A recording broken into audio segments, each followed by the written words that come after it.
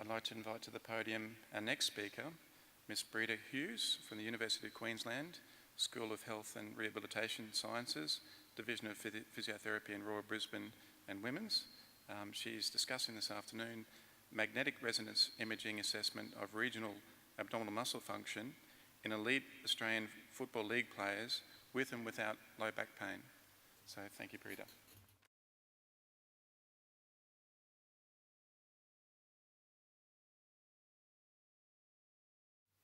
Good afternoon. I'm very privileged to be able to present my honours research titled Magnetic Resonance Imaging Assessment of Regional Abdominal Muscle Function in Elite AFL Players with and without Low Back Pain. I was fortunate enough to work with Dr. Julie Hydes, and I had a very experienced statistician to help me. It was published in June this year. So a bit of background about why we chose to do the research. So there's a moderate prevalence of lower back injuries in AFL, and this may be due to repetitive kicking, sprinting and jumping. We know that abdominal muscles support and protect the lumbopelvic region, but what many of us don't know is that there are actually 3 regions of the abdominal wall.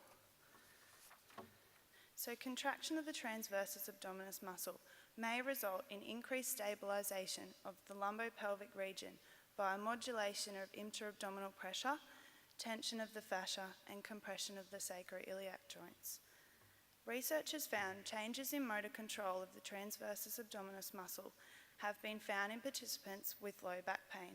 However, this has been investigated at the middle region only. As I said earlier, there are 3 regions of the abdominal wall.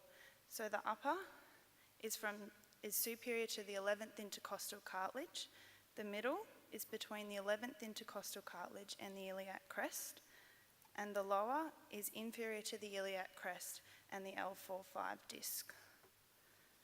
So cadaver studies have found differences in the regions in attachments, fascicle orientation, thickness and in length. And intramuscular septors have been found between the regions, as you can see here. And this is hypothesised to prevent transmission of force between the regions. Regional differences in abdominal muscle function have been found in participants without low back pain. However, research focusing on abdominal motor control in people with low back pain have been conducted at the middle region only.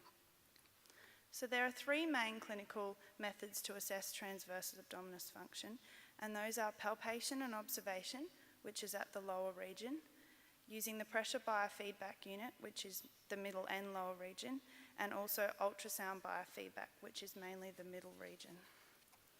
So the aims of the research were to compare the ability to draw in the abdominal wall between participants with and without low back pain, examine the regional differences between the lower and middle regions of the transversus muscle function across participants, and to determine if participants with low back pain are more likely to increase their trunk cross-sectional area when drawing in as compared to those without low back pain. So our participants were 43 elite AFL players with a mean age, height and weight as shown here. We had 43 to start with. 1 had to be excluded due to inadequate coverage of the measuring device at the lower regions, and these were further divided into 2 groups: no current and no history of low back pain, and current low back pain and or history of low back pain. All participants completed a full musculoskeletal assessment, completed a questionnaire and had an MRI. So MRI is considered the gold standard and allows visualisation of the entire cross-sectional area of all the muscles. So this is a sagittal plane view of the MRI. There were 18 slices centred at slice 9, which you can see here, at the L4-5 disc. 3 were excluded, and this was due to inadequate coverage of these slices. And we had 15 remaining, so there were 5 in each group, and this was according to anatomical boundaries. So as you can see, 2 and 3 are the middle region, and region 1 is the lower region. So these are the muscles in the transverse plane, which I won't go into, but I thought I'd show you quite quickly. So relaxed and contracted images were taken at all slices. So the relaxed images were captured when the participants held their breath at mid-expiration when their abdomen was relaxed, and this was mainly to minimise the artefact of respiration. The contracted images were taken when participants were instructed to slowly draw in their lower abdomen without moving their spine or pelvis. So cross-sectional area was measured at all slices in relaxed and contracted states, and the subcutaneous tissue was excluded.